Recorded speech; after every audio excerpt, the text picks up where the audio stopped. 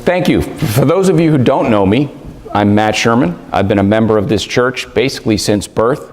My parents were married in this church. I was baptized here, was confirmed here, was married in this church, and my daughter was baptized in this church. So I've been interacting with Trinity for a long time. And during that period of time, my relationship has really evolved. That interaction has evolved over time. As a child, I was really a consumer. I received church school, I received confirmation. And then as that interaction evolved, I became more of a little bit of a provider as well. I was an acolyte. I would participate in different functions, more as a participation, a cost for services kind of model. But then that extended even through young adulthood, in different churches, with my pledging and interactions there. But since then, the relationship has really become more of a relationship where I've been a participant, learning, working with the congregation, working with the church, becoming a much more relationship-based model than a cost for services. And then even over time, that's even continued to evolve into a stewardship relationship, where I think generations past, I'm thinking generations forward.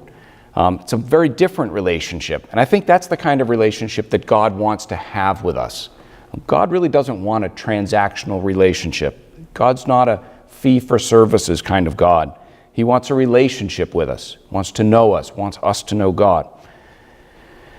So I ask you to think of that kind of relationship as we do the stewardship prayer. It's a powerful prayer, but it's really not about guilt. It's not about pressure.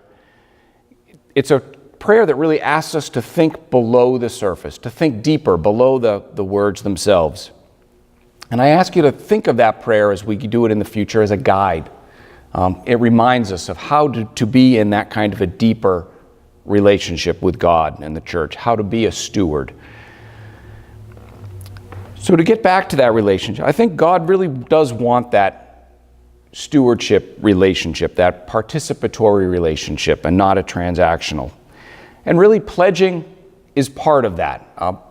We don't have fees. We don't have a set fee for being a church, and the pledging is going to be different for every person because it is a very personal choice, and it is really not a one-size-fits-all kind of model.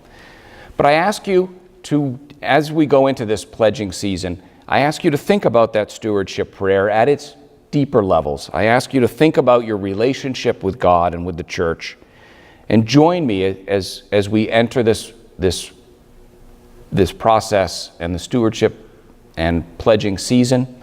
Think about that, pray on it, and join me in that journey. Thank you.